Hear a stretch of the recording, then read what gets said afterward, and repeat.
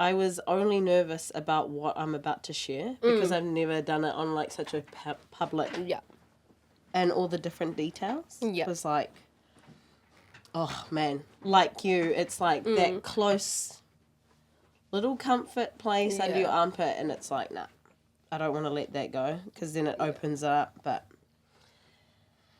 you get to a place where it's like, I was saying, this was my analogy, like it's no longer a wound for me as a victim, it's more like medicine for others. And so if I can just kind of get out of that mindset, then we can get there. But then it'll be it's a big leap to take, but perfect people to do it with. Yeah. I think that's the other thing too, because like that's what I was saying when we were on the way here. Charlie was like, "How are you feeling?" I was like, "Oh yeah, like I feel all right." And I think like a big part of that is, you know, kind of breaking that, breaking the ice a bit, and then having other people alongside us to, you know, kind of go through it with, so it doesn't feel so alone. And that's kind of like what all of this is about, is trying to make people feel feel like there's other people on the journey as well. I feel like if we couldn't do it, then what was the point in going ahead with this all, you know, like, and like I'm a really private person, and so I was like, okay, then let's just rip this Band-Aid off and like jump into it. But after last night, it was like no-brainer. Yeah. That was nice. It was a good space to be in, like straight away I felt comfortable. Like the nerves were there, like I was telling you, but because the day before, prior to that night, we already kind of opened up. Like I think we opened up. I opened up a bit more than I thought I would in that first initial meeting. Like when we were trying to tell Kaylin. But when we got to dinner, I felt like really good and open to be able to, especially tell Paige and her husband as well. Yeah. What about you? I agree. Like, well, I don't know, like I'm still a quiet person, like even at the dinner, like, you know, I'm just listening, but I enjoyed that. Like I enjoyed listening to Paige speak, even the conversations between Paige and Charlie, like the things they were saying, like I was just, like in awe. It was just, I just love being in that environment. But on the way over here, I was saying to Code, like, I got this. Like I was practicing like my story in my head, but then saying it out loud is like different. That's when I'm like crying, because I'm like in my head I'm like, okay, I got it, like I can say that and I can talk about culture, but just saying the words of like what actually happened, I'm already like verbalizing them that. Them out, eh? I think another way we can think about it to kind of give us some kaha to get through it, we can absolutely think about honouring. This is on us as parents coming together to honour our babies in a very public way. You know, like... I started running like 1 minute in. Are you kidding me? It also shows just like how important our babies are and were to us in that time, you know, like it's a big deal. It's a public way of showing it instead of just sharing some photos on their birthday or like, you know. But, I think you guys are doing amazing, and so we got you. We're right here. I'll help. Help you through it. Yeah, it's crazy, eh? Like, obviously this 2 days ago was the first time we actually all come together to meet, and it's awesome to, I think you, Charlie, mentioned like if we're gonna do something like what we're doing, it's so important to be here in front of each other instead of, you know, just over FaceTime or Zoom. It kind of opened my eyes a bit more when you were here. I was like that first day, I was like, Skylar, that was mean, eh? Like, it was cool because, like it happened. Yeah, like you mentioned, like a lot of people, or especially people that know me well, I'm actually really quiet, closed in person. I don't know if you probably won't pick that up because I'm a bit outrageous.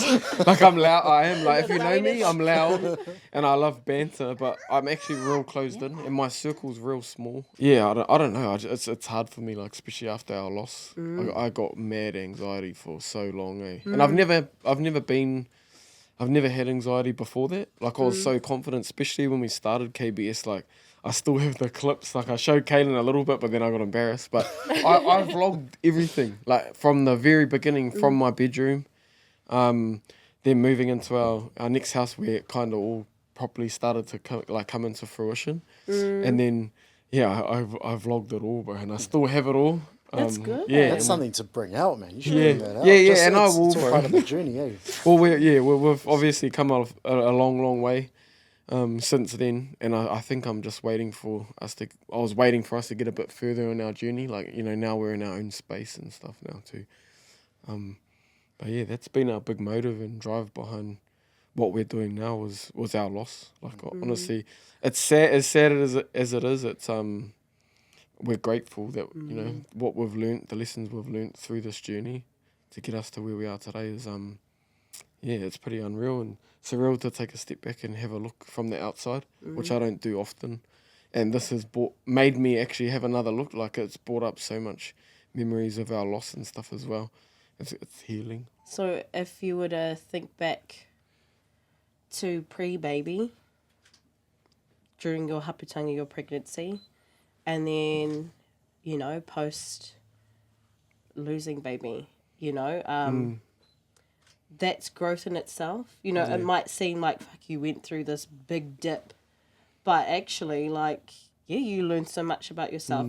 I was saying to Tiv, I hate the term, oh man, I just can't imagine going through it. Like, you guys are so strong. Like, you only know until you have to go through it, you know? Yeah.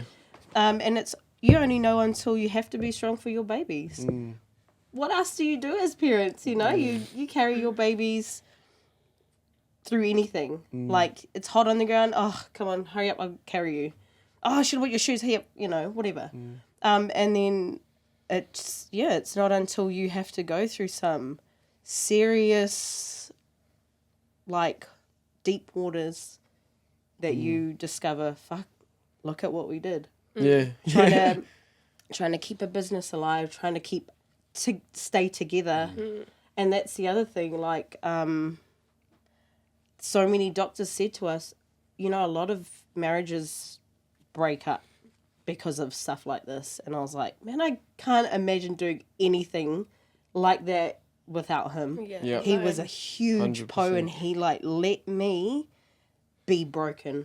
He never said to me, come on, that's enough now. We gotta get on. It was like, it's all right, darling. It's all right, I got you. It's all right, and I don't think I've ever told anyone, but he was the one that had to make the phone calls to our families. And I was like, I can't imagine having to do that. And yeah, it's something I admire.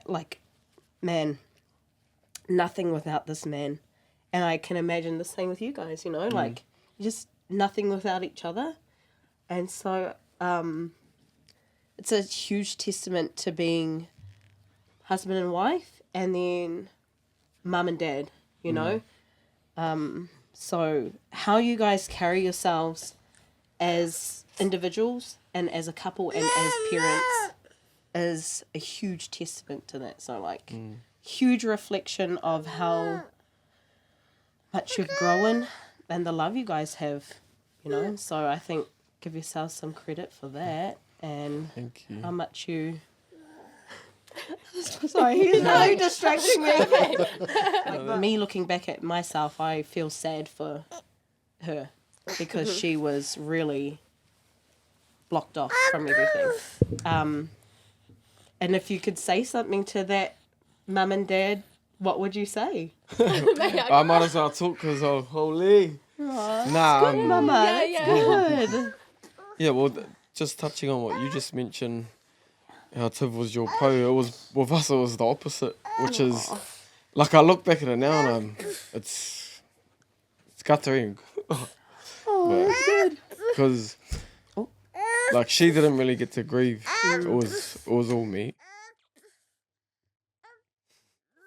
That's good. Hold on. Nah, because I want to get it out. I was broken. I was the one that I wouldn't operate. I can't even remember a lot of her time, to be honest.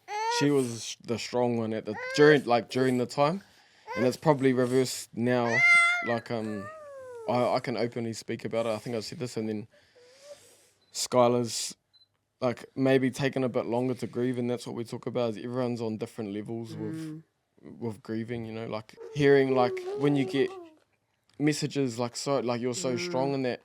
Not in a rude way, but when I'll get that from someone that hasn't been through it, in my head, like it wouldn't mean much to me. And sorry, it does, but it didn't at the same time, if that makes sense. No, it's valid. And it wasn't until I met someone 3 years down the track that has lost their child as well. And then I didn't know I needed it, but then I started healing then. Yeah, and sorry, now I can speak about it. I feel that was a hard one because we haven't spoken about it with Skylar being my pole, with looking after me during that time. I kind of went into my shell. I wouldn't leave the house for a long time. Like those quiet nights, you would know about it, like staring at the ceiling, not being able to sleep, and it's just constantly going through your mind. Like you just remember those, like it's like flashbacks kind of thing of the things that you hated and what you went through. Like it comes back at times, or during the first week when we're sorting out his tangi and like going through all of that while we were in another country was so hard, eh?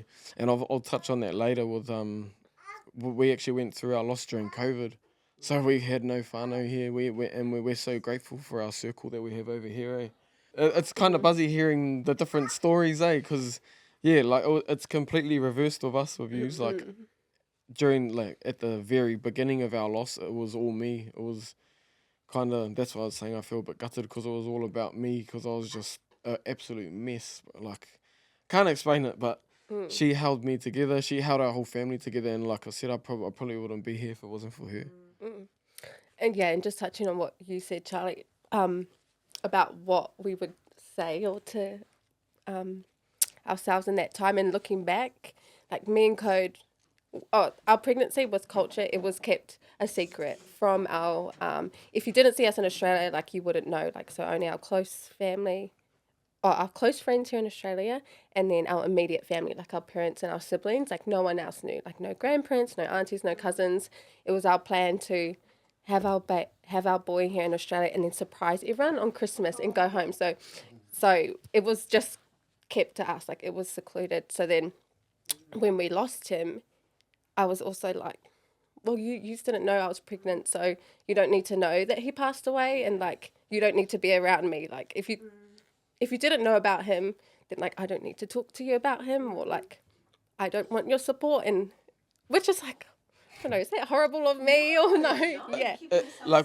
We felt embarrassed of it, which is another topic that we haven't spoken about since. Is like, because, we were so hyped, we waited for this moment our whole lives. Like, we actually waited like he was a very long time to try for our first kid, because we wanted to set ourselves up, especially after moving different countries. But yeah, we were a bit embarrassed, and at the time, 2 of my best mates back home were pregnant as well, and they were all going to be the same age. The same so big love date. to my brother Manai and Dom. Yeah, so that they were my best, 2 of my best mates, and our kids would have been the same age. So yeah, it was. We felt like it was embarrassing to, it was like a surprise, but then another surprise that he's passed. Yeah.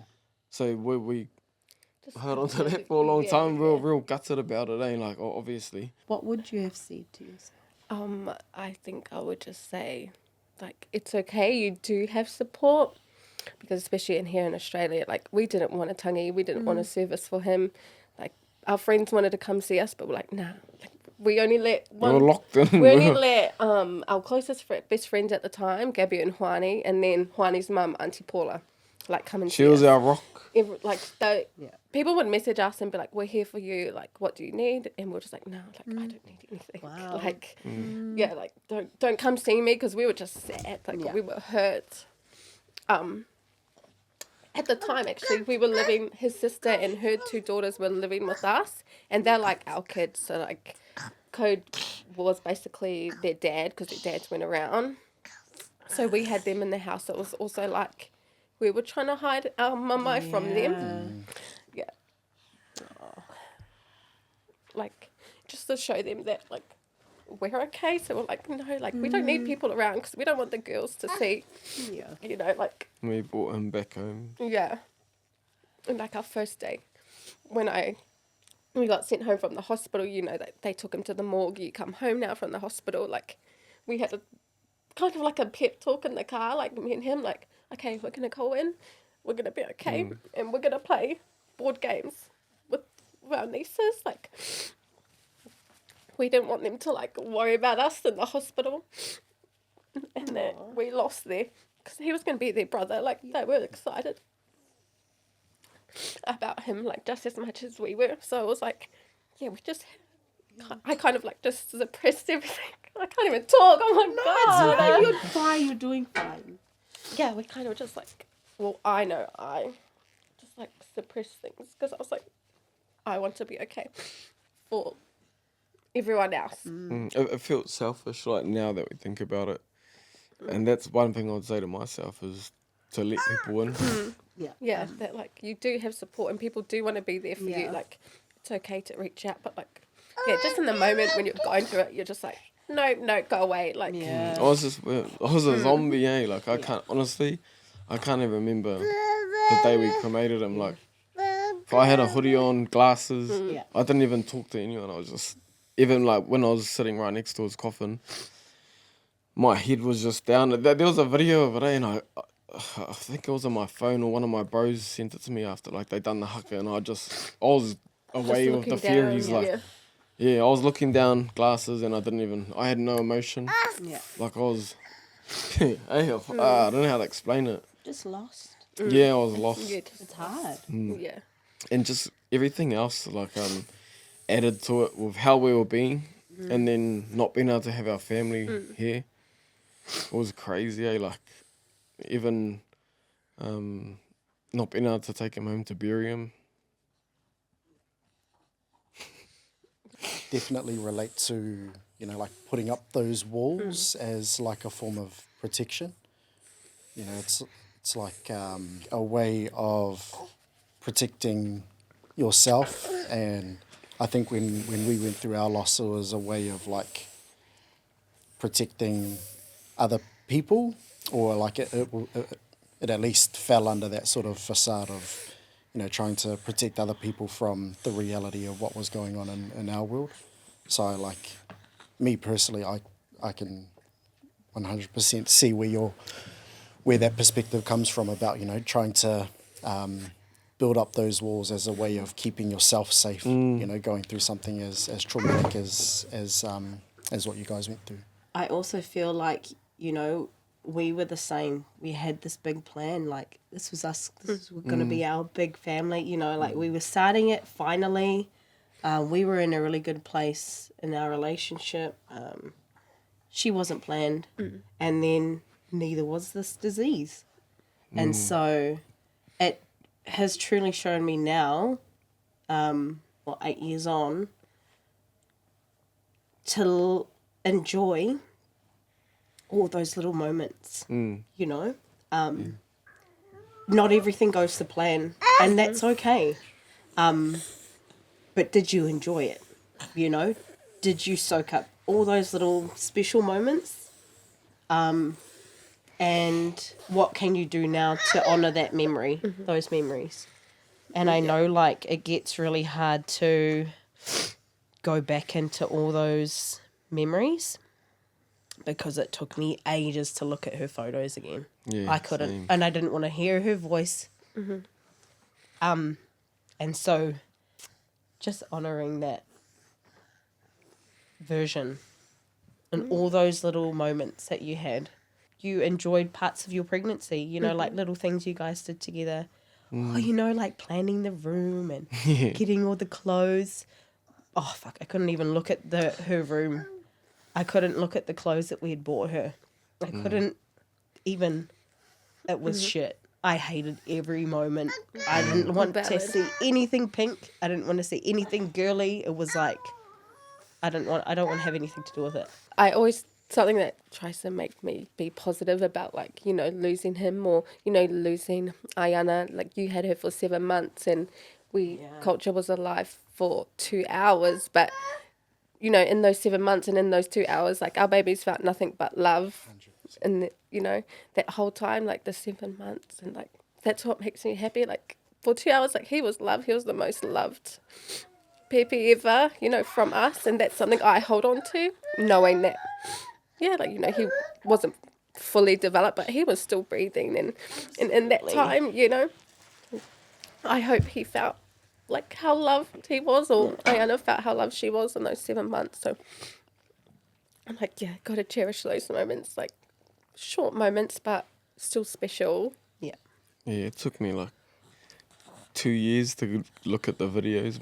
Maybe just under 2 years to go look at the videos of him, the photos and stuff. But you see the beauty in your baby, not anyone else can see. You know, you see that, you know, because Aiana got quite puffy and like quite, took on a lot of fluid because we were just trying to fatten her up to get a liver transplant. So it was like, you know, a lot of people were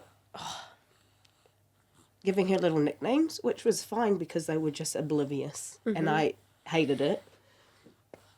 Oh, she's a little chubba-lub and all this, da-da-da-da. And I was just like, But I could see my baby, you know. Yeah. You see them. They're just so pure and made out of both of us. And then, yeah. And then, man. Just that pure Innocence. yeah, innocence. I think that's like such a great point that you brought up, Skylar, about, you know, our babies being with us for such a short amount of time, but, you know, all they felt was love, because, you know, all we ever try to do as parents is to make our kids feel that sense of love and that sense of safety. And, you know, you can see that through, you know, spending a bit of time with you guys during the week with your tamariki as well. And, you know, even though our time with our kids was cut short, you know, it's still such an important thing to think about, is that, man, we did the best that we could with the situation that we were given, you know, and trying to just pour as much love and as much of us as we could into our daughter, and I'm sure it was the same for you guys in Culture as well. It's just, really, really important. And I think, you know, they were here for a short time, but also the amount that they were able to teach us, like, you know, Paige was touching on that last night, like just how much they were able to teach us and give us a whole heap of experience within that short time frame that maybe we wouldn't have gotten in 10, 15 years of parenting, you know.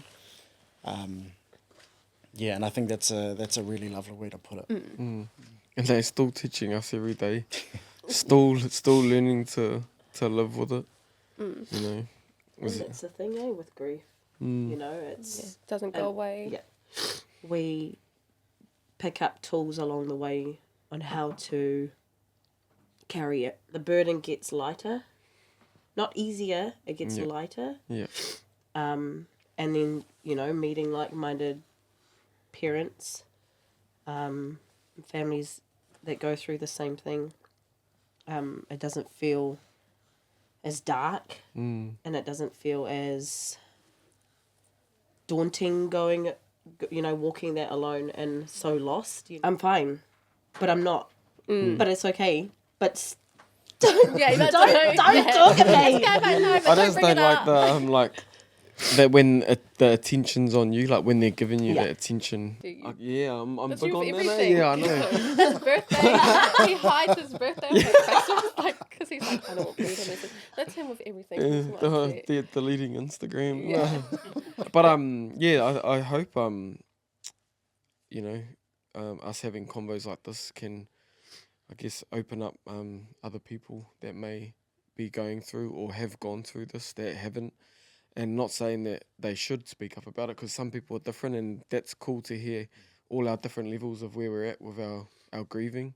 you know, you can't put a time on it. I hope if there's people watching this that that I know that have gone through it, and you really want to find someone to speak about it to, then I hope this is a starting point for them to start speaking about it, because it is healing. Again, I did want to mention that it might not be a healing for some people as well. So I hope, just the space that we've opened here can help people in some type of way. Yeah, I also think it will benefit people that haven't gone through loss, but then they can hear what we're saying and know how to support us. I think I hated was I would get comments that like everything happens for a reason. Oh, like, no, that's the worst. That's one. crazy. And I feel like that's people use that when something good comes out of a shitty situation. Like, you know, like with KBS, they think that like, oh, it happened for a reason because look at how well you have pushed to do that. When in reality, like, either way, we were going to do it. Like, that's our own drive. Like, I'm not using my son's death as like, that's the reason why you are so successful. It's like, no, there will never be a good enough reason in the world, in the entire universe, to explain why my child had to die. Or, you know what I mean? Like, point blank. So I'm like, don't say that to me. Like, there's no reason. Like, I don't know if you guys got them or some people just say unnecessary stuff. But yeah, it's good for them to hear that that's shit. Don't say that. It kind of speaks to people learning and being open to learning about how to help people navigate through grief. What you were talking about earlier about how everyone grieves differently, and being there to support someone through that. Hopefully opening up these conversations can help people to understand or get a better idea on how to support people that they love going through something as traumatic as that, as pregnancy and infant loss. I think in terms of opening up the conversation, like at least creating the opportunity for people to speak about it. Like, we've been saying during the week about how we're all at sort of different stages, and opening up the opportunity for conversations about something that really is, people feel uncomfortable talking about it. People do sort of feel uncomfortable talking about baby loss, and maybe they might not know how to bring it up, but they want to be able to be there to support. But yeah, opening up these opportunities for, real meaningful and powerful conversations is kind of the goal for what we're trying to do. Just sort of touching back on the healing process of it all, I came across like an analogy of grief looking like a ball inside of a jar. And I think a common misconception is that as time passes or as people heal, the size of that ball shrinks, whereas the reality of it is the size of the ball kind of stays the same, but it's the area around it, it's the jar that is the one that's kind of growing and healing. And I think that's I find that a really nice way to think about how we grow through grief and how it just how we move forward with our lives and trying to find purpose. And this is a cool way to do it, what we are doing, because often I found myself tunnel vision. All I cared about was work, because I used that as a escape from my thoughts, from my anxiety and depression kind of thing. Is like I had to keep my mind busy. Like during our loss, I still worked. Like I was still full-time working, replying to emails. Probably the next day after the passing, I was probably I was on my laptop replying to emails. Like, and it wasn't out of I did have a thought that like no one else works for me at the time. It was just me, that I still needed to do it. But I actually done it because I needed something else to think about, and then losing my child. Like an escape. Yeah, it was an escape. And then what we're trying to do now is, I forget that there's more to work or like posting content of what we do, what you do, than just making apparel for us. Like obviously us making custom apparel, and we forget what kind of goes on the outside of in our personal lives. And I struggled in that area for a very long time. Like, yeah, I would go home. I worked from home at the time, so I'd just go home and work all ridiculous hours, early morning, And then I kind of forgot about Skylar and everything else going around, what was going on around me on the outside, until she kind of pulled my head in for me. And then, yeah, like I've kind of learnt to be a bit better with my time in terms of work and separating my personal life from work. And then this has opened a whole nother, I don't know, it's opened something more to integrate into what we do, you know, like instead of just apparel, we're creating a garment in memory of our kids and pregnancy and infant loss. So it's something different to our audience both, which is awesome, that we're really proud of, eh? Reminds everyone that you're human. Yeah. Life is like that. Mm. Not defining like our babies as this low bit, but how we all have lives outside of everything that we do. So that gives us something to relate to. You know, it could be someone across the world that has been through a similar situation, and so there's a connection there, that underlying connection that can, I don't know, help others. And if it can send that invitation to come and sit in this space with us, in this safe space, in this, in the dark with us, you know, then that's really cool. And that's what we've set out to do. Opening up a safe space, offering the invitation and sharing it with love, you know, that, it's dark sometimes, but you're not alone. And it's okay. Like you said, it's okay. We've been Seventh Touch and KBS have been in partnership for a year now, eh, bro? Yeah, bro.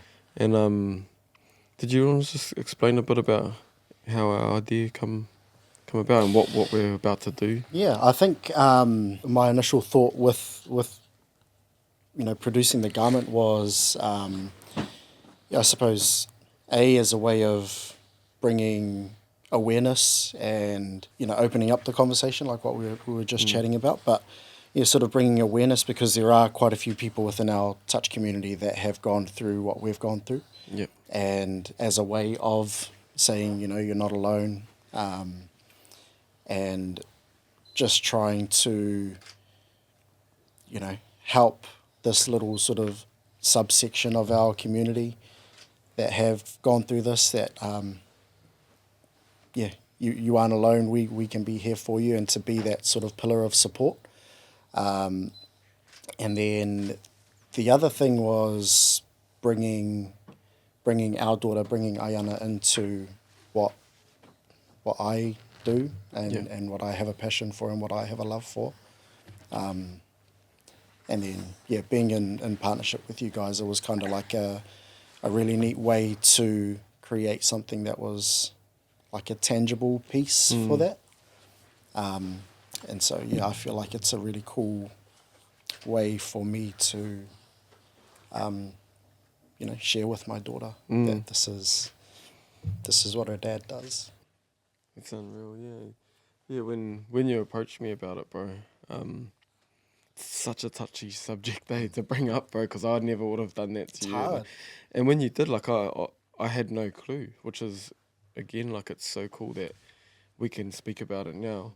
But when you did tell me that you had a loss as well, I was kind of a bit frozen on the phone. I remember when you called me, bro, and I was like, and like inside straight away, bro, I was like, this is unreal. Because I think I did mention to you that the start of this year, Skylar and I sit down with our team and we write out goals. And one of our goals was actually to, I don't know what it was going to look like, but we wanted to give back and donate, back to a charity that supports infant loss or pregnancy loss. And then when you called, but like it was, when did you, like 2 months ago? So it was halfway through the year, me and Scott still hadn't even had an idea, bro.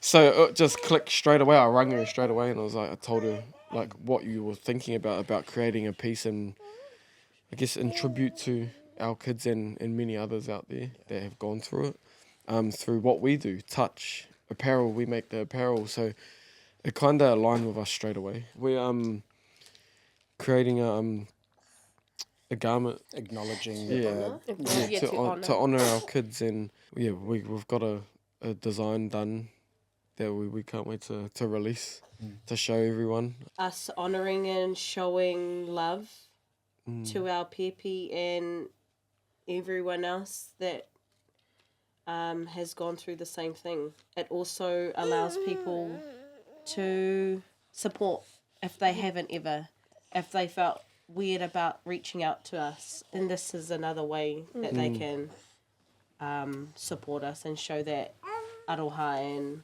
give us a hug that way. Yeah.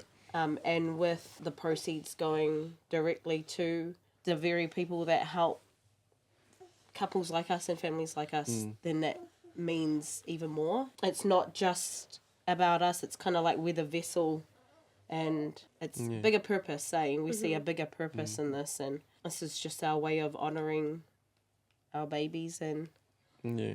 yeah, Our reason behind jumping on this kaupapa is our KBS is built, you know, from our boy, has given us a drive, motivation, finding ways to turn our pain into purpose.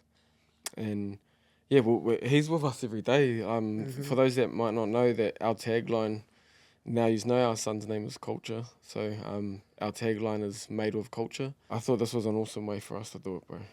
Like I'm grateful for you your whānau to approach us for this, because I don't think we ever would have done anything like this, to be honest, if it wasn't for you. So I'll just cry thinking about it. yeah, we've opened a space that especially Skylar hasn't even been in.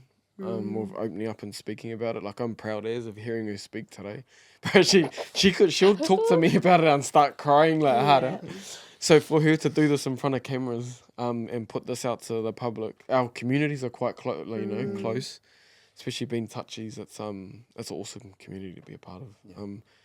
And I hope this reaches further than that. I would love it to, and I hope it does. But yeah, that's what we're doing is we'll be selling these t-shirts that we've created. Beautiful design. I think we can touch a bit more on the design a bit later, but all profits and proceeds will go to, we're going to split it. We felt like it was right for us to donate to a charity over here. You know, we moved here for change. We started our whānau over here, and Gold Coast Hospital looked after us so well. And yeah, and especially with our boy that's here with us today. He was born early too. I'll keep this in a nutshell, that we spent 6 months in the hospital after Culture with our boy that was born at 25 weeks. So that was another hard part of our lives, going through work and stuff. Again, so grateful. I feel like I've known you my whole life now. It's been, obviously we've been working together for a year, but that's only over, you know, FaceTime calls and stuff. And I've obviously met you a few times at touch tournaments. because you guys, you know, and have your baby so present in your business, a big driver, whereas you're kind of, yeah, it's a little bit the opposite. You have kept that separate for a reason, obviously. Yeah. And so, I don't think I've ever asked, but like, what does this do for you, bringing her into this space? I think there was like a shift in perspective. Like, I think it sort of went off when I was talking with you about it, you know, when you were asking sort of not the same question you've just asked, but something similar. And, you know, starting to verbalize that and coming up with just the idea of it being a way to bring Aiana into what I do, in a way of, you know, her being in what I do from day to day. I think it kind of just makes sense, and is a really nice way to honor her and to bring her into the space. Like, yeah, I kind of kept quiet. Like I was much like you, Skylar. Like I didn't really talk about it much, especially with my family and friends. And so I suppose if anything, I hope this kind of opens up those channels. That was a good The question. same question I asked Skylar and Cody about what they would say to themselves, to that version of you, that dad back, 8 years ago. What would you say to yourself? I suppose it's okay to be vulnerable, and it's okay to not have the answers, because we didn't. We were kind of going through it as we went along and just doing what we felt was right. But a lot of the time we kind of didn't really grieve the way that we wanted to. It was such a hard, like, sort of process, that whole 6 months. And then, when she did pass away, especially after that, like, we tried to tell each other, like, to just be strong. And, we didn't really allow ourselves to grieve the way that we should have. So probably that it's okay to be vulnerable, and it's okay to grieve. It's okay to be sad. It's okay to feel. It's okay to feel all of that emotion. Yeah, I think that's probably what I'd tell myself Beautiful. a couple of years ago. Yeah. I suppose you're the only one that hasn't been asked yet then. What would- Yeah, I was you? just- Is this okay? Do you need us? Do you need me? You can ask me a question. No, yeah, tell us what what would you say? Yeah, it's all right to fall apart Mm. because you can always pick yourself back up, or others can help you. Like, I'm the same. I have to be in control. I don't like it when people think they can help me. I used to be like that, I hope. But yeah, it's okay to fall apart, and it's okay for that to be seen. It's okay to not have it all together. And that you don't have to do it alone, like you guys. It was really hard for me to break down those walls and let other people in, even to this day. I don't like doing it. And so, yeah, definitely, it's okay. Fall Yeah. apart. Yeah. You always come back. It's temporary. I think, like, from my perspective, like, the simple question of asking how are you, like, especially from like a male perspective, bro. Like, if you get asked, how's things, or how you going, bro? And you're like, oh, yeah, all good. That's usually the sort of go-to answer.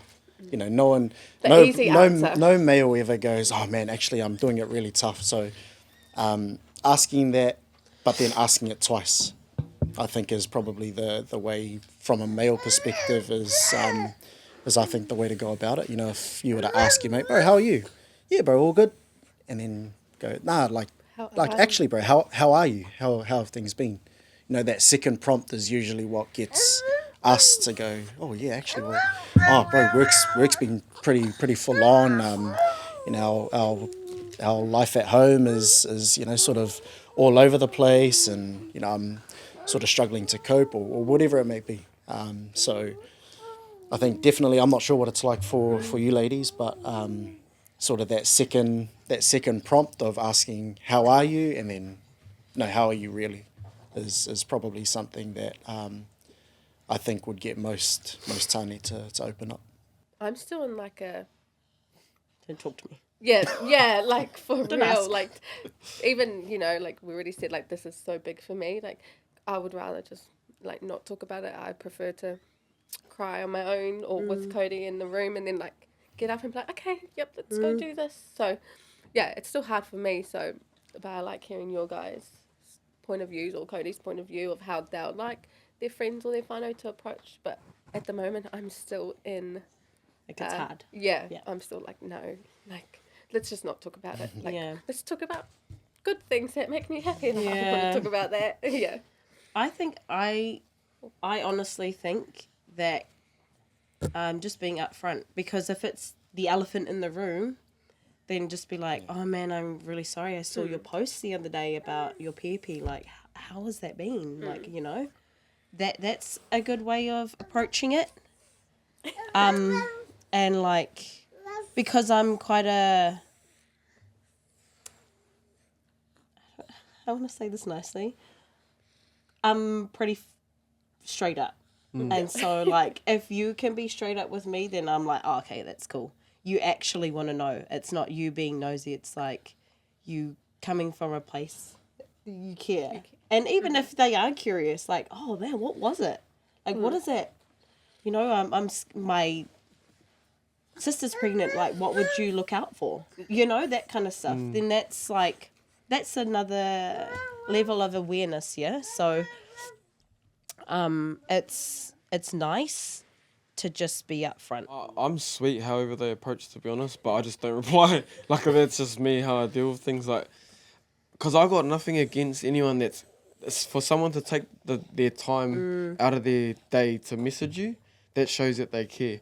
And that's all that matters for me, and I hope they don't take that bad. Like, everyone that knows me well as well, I'm the worst replier, but when going through that, like, like, I'll read it, and like, I'm grateful to get messages, whether it pisses me off or not. Doesn't reply to them. Yeah, like, that's how I see it anyway, and it's cool to hear different I guess opinions on this topic, because that's how I see it. Is I'm grateful to have people to take their time to message me, but then this is a platform that we can kind of guide or help people how to approach. So the biggest thing that I really love going through my grieving, and I never forget it, is my bro Jesse. Oh, Jesse Leituva. I sent a message out when Culture passed, and I told them, everyone knows how I am. I sent it to my family, our friends. Oh, sorry, Gabby sent it out. I said I didn't want to be contacted. I don't want pity. I don't want no messages. And I still got them, and I wasn't angry because it's people that care. But what stood out for me the most is Jesse understood me, and he'll come over to my house and drop Kai off on my door. No knock, nothing, bro, and he'll send me a text. But he'd come creeping out of the front door to grab the Kai. But I remember that, like, he respected my space, he respected my wishes, and like every couple of days, all it took was like, he'll just buy us a feed, drop it on my doorstep, and text me, "Sup, my brother? Like, hope you're doing well. I've dropped some Kai off. It's on the front door." Like, I love that, and I don't forget that, and I talk about this often. If I ever do speak about that, I bring it up to him all the time. Like, I'm so grateful to have the bro in my life. That's the other thing, like, feeling understood, and people actually genuinely putting you first. Because I know a lot of people do it because they want to feel good, like, oh yeah, I was there, or like I did message. It's like I did check in with her because and you know what? That's fine too, because in their head they're doing something good, but that's another thing we don't actually have to carry. Like, yep, cool, that's you. And I think like doing this garment is important for us to then either make the steps forward to learn how to hold space for others. You know, if we are wanting to make this authentic and meaningful, then I think being ready for people to get it wrong. Yep, because then that's fair. You know, they're trying to help. It might not be the best way, but this is what we're opening up now, you know, and it's going to be a tough ride.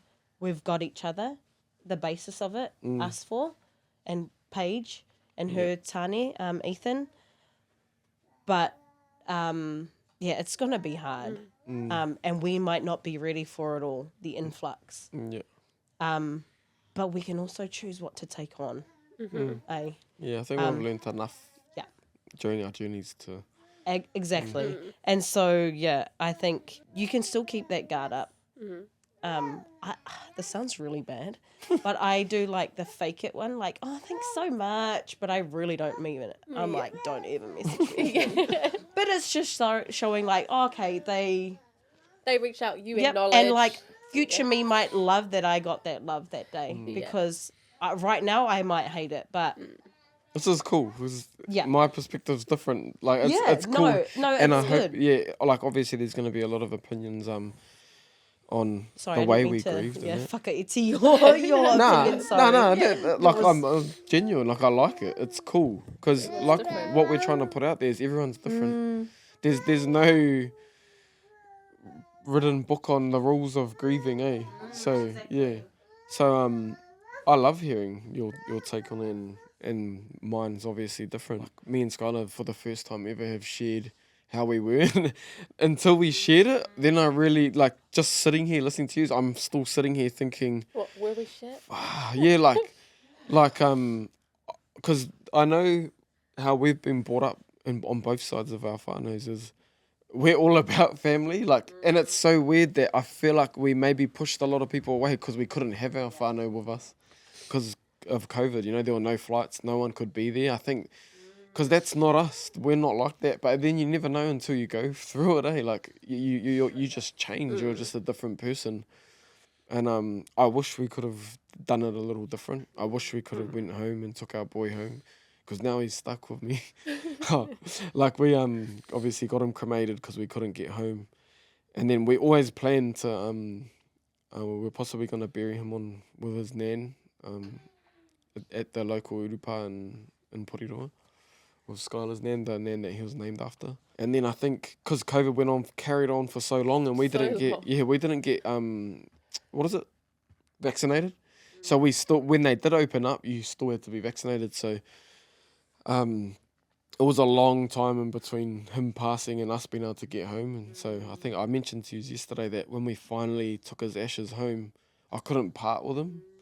I spent 2 years, about 2 years with his ashes in our home, and then to fly back home, and even though that's what I really, really want to do, like I couldn't jump on a plane and come back here, and then my house is empty. You know, like he's our everything.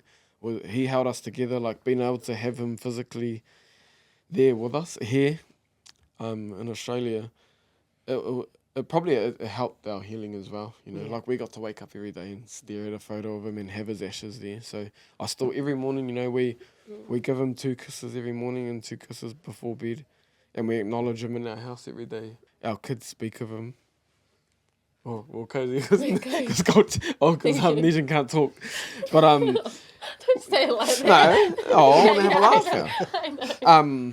Yeah, our baby girl loves her brother. She talks about him all the time. Like when we do say bedtime as well, she knows to go give him a awhi and give him a kiss before bed.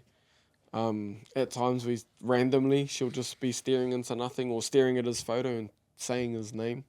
And that's all we could ask for is he's still around, he's still with us, even when we do take him home and finally lay him to rest. I love that about both of our like perspectives with that. You know, like it can be, I suppose, really easy for people to kind of shut off that side of things, and having their pepe not with them, and just sort of not wanting to have them there, you know. And I personally love that both of us are, you know, including our kids in everyday conversations. You know, we were talking about it last night. Charlie touched on it. You know, because we always say, you know, we've got 4 kids. We don't say that we've only got the 3 boys. And just including her in everyday conversation, she becomes just a regular part of our family. You know, our sons know that they can talk to her, they can feel her presence. You know, our oldest son asks her at school, you were saying last night, like, Aiana, I know you're there. Can you help me win this scavenger hunt, you know? But I think that's that's a testament, and it's probably the same with you guys. It's a testament to how we honour their memory and keep them with us in our everyday lives. Keeping them alive. Yeah, 100%. Yeah. So important. Yeah, and it's good that, like, we acknowledge them, so then our friends and our Yeah. acknowledge them too. Absolutely. Like, my friends still bring us balloons on Culture's birthday and stuff like that, or might send us a message. So I think the more we speak about it and make it normal, that, like, yes, we have 2 kids here, 1 in heaven. Yeah. That, like, just making it normal, making. And our parents are so good too, Yeah, both sides. yeah, both, like, up. They're wishing him happy birthday before us. Yeah, and they still, they include him in, like, when they're doing their mukapuna count, they include their angel babies. Because not only us, but actually Cody's sister had a pregnancy loss as well. So, yeah, his family has 2 angel babies. Yeah, so it's just, if we don't acknowledge them, who will? Yeah. So it starts from us, then, it goes on to our kids, and then our family and our friends. And that's the effect. Yeah. And then soon, after people see this, everyone else will be acknowledging them too. Absolutely. Because there's still probably hundreds of people, in our following that don't know that both of our families have gone through this. So I feel like once this comes out, more people will be acknowledging our babies, and that's what we want. Like, speaking their name all the time, like including them in everyday life. Yeah. It's I think you just brought it up just before. A good topic I wanted to bring up is when people do ask, when you meet someone, or how many kids you have. I find it hard to because so obviously I always acknowledge my boy, but the conversation comes like, oh, how many kids do you have? 3. How old? I say how old, and then I don't know how, but sometimes the convo gets turned into me letting them know that my first boy's passed away, and then I actually got a bit tired of it because it happened a lot. So now, sometimes when I don't want to bring it up, if I'm not in a good state at the time, like, how many kids do you have? I just say 2, because if you're in a full convo, because I'll bring it up like, oh, what school do your kids go to, or like, or what's the gap between your oldest boy and your other boy, and then it just comes up like you're kind of pressured to speak about it. I just wanted to, like, obviously you just spoke about it, how that is, I like, obviously, honestly, I acknowledge them everywhere I go, and it's always 3 kids, but just sometimes I'm just like, I don't want that conversation. Yeah. The awkwardness when you're explaining, oh, one's in heaven, but 2 because some reactions I've got is like, oh, on there, I've put them on the spot, like, sorry, bro, like, and I don't like doing that to other people, and then, like I said, sometimes if I'm not in the mood to speak about that. How have you found that? I was the same. I got tired of the reaction. I got tired of having to explain. Yep. So I ended up coming up with how I'd like to imagine it. And a nicer way of saying, of having to put myself through it again. I would say, oh, she's homeschooled. Oh, she's with her nanny at the moment. Oh, she's with her, she's being looked after. Sure. And they'd just be, oh, okay, and so how are your boys? And then it changes it up. It was a nice tool for me because it kept me still guarded. It kept her safe, and I didn't have to delve into it again. Yeah. But when I know that I can hold the space, I'm like, I've got 3 beautiful boys. I've got a beautiful daughter. Unfortunately, she passed away 8 years ago. So sorry. I started using that one. That's fine. I'm okay. But yeah, and then you leave it up to when there's that silence or that like, shock, then you can go, but my boys are like, they're running amok, or like they full on and they really make up for the lost time. Or, or like that, their sister being, not being here physically. And so I think it's valid and it's okay. You don't ever have to over-explain yourself. Deep in your own heart that you love your baby. Just because you don't mention it to someone that's meeting you for the first time doesn't mean that you've lessened that love at all. That's how I was kind of feeling as well. Yeah, after speaking you feel about that it, guilt. I actually, if I found as well, like the tool I was using as well is I'll just mention it straight away. Like Yeah. I have 3 kids. My firstborn boy has passed, and then that normally just cuts their questions or me having to explain. Yeah. So actually, I forgot. I did start doing Yeah. that because it just doesn't feel right. Yeah. Like, No, even it's if it is fine. like you said, someone you just met, like why would you even have to explain? Yeah. It probably is. It's so important to acknowledge them. Yeah. 'Cause I know you do. I think that for the longest, no, not even the longest time, but for a while, like I found it just easy to, talk about the kids that we did have that were here. Yep. And yeah, usually it was, when you're meeting people for the first time or whatever it might be. And then, you sort of find what works for you in terms of when you explain or when you when that topic does come up, and the tool of how you word things carefully worked for you. The thing, that I probably do what you do. I say, we've got 4 kids, we've got 3 of them that are Earthside. Yep. Just finding the way that works for you while still acknowledging and honouring our babies. Yeah. But I think, just reminding yourself that it's okay if you want to keep yourself safe that day, do it. 'Cause it Nothing does will change, ever change your love. Yeah, now having babies of us Earthside, like with you just touching on your kids that are here with us today, it's been a really rewarding and beautiful journey we've been on with having Nijin as a non-verbal 4-year-old. Hey, like going through that and not experiencing the upbringing or bringing up a child that's been carried full term, and he's a special kid. So going through that, and then now having our daughter that was carried full term and seeing the differences, because we haven't got to experience that yet, and seeing the differences with bringing him up and then her, it's taught us so much. And it's made us look at life a lot differently with how special he is and how happy he is for, he can't communicate with us, but just like you were saying, like he's the happiest kid, like even though he can't express it in ways that we're used to, just we've spoken about it so much. It's hard to put into words, but it makes us really appreciate, like life and what we have, whereas he misses out on a lot, but he doesn't know anything different. Yeah.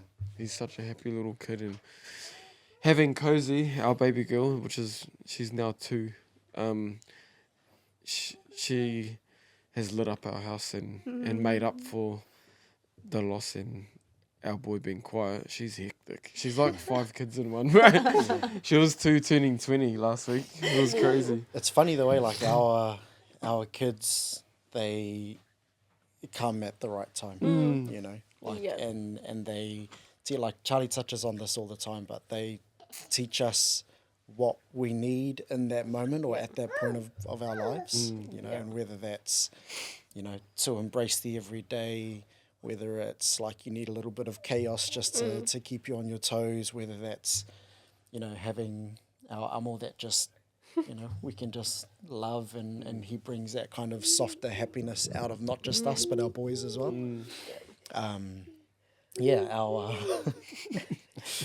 Our kids come at the right time and they teach us all we need to at that stage in our lives, and it's really, really beautiful. Yeah, it's good for people to see, like, yes, although we're grieving, but like we still got so much more to look forward to. We're still so happy with our lives right now, with our kids and what we got going on, but they can coexist. Like we can still cry about our babies and think of what we could have had or should have had, and at the same time still be happy of what we do have and appreciative. And then create kaupapas like this. This is unreal. It's awesome. Involving them in our everyday life is, and what we do for our mahi, both of us. This is beautiful. It's cool. Awesome way to I guess honour our kids that have passed on and many others. Yeah. I suppose something that I would like, viewers or whoever it may be to get out of this is that everyone's journey through life is different, and we all go through peaks and valleys, and it's just a matter of trying to navigate our way through that. But just know that you're never alone on your journey as long as you are surrounding yourself with the right people, and leaning on those around you when you need to, because even that in itself kind of comes in swings and roundabouts. So What I would want people to take away is probably more so like aimed at people who haven't gone through pregnancy and infant loss. Like, so say if you want to be someone's support system, just give them time. Like, if they push you away, just know that they actually still do care, like me. Just keep trying to get through to them. It'll work eventually. But yeah, just be there. Hold space for that person, who's going through loss, and they'll open up to you when you're ready. When they're ready, sorry. If you are wanting to speak about topics like this, deep down, if you're really wanting to speak about it, to open up, let people in, only if you want to, because at the very beginning of my journey of grieving was closing everyone out, and then not until I opened up, I started healing. My takeaway for people that are listening, whether you've been through the loss or not, if you've been through this type of loss, you're not alone.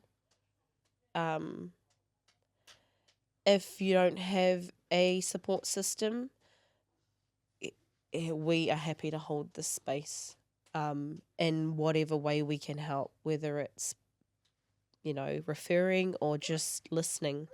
I'm always happy to listen. If you haven't, enjoy the little moments. Always. No matter what it is in life, enjoy those little ones. The small, boring, mundane things that not everyone gets to experience. I think enjoy it. Always. Always. First, I just wanted to thank everyone for tuning in.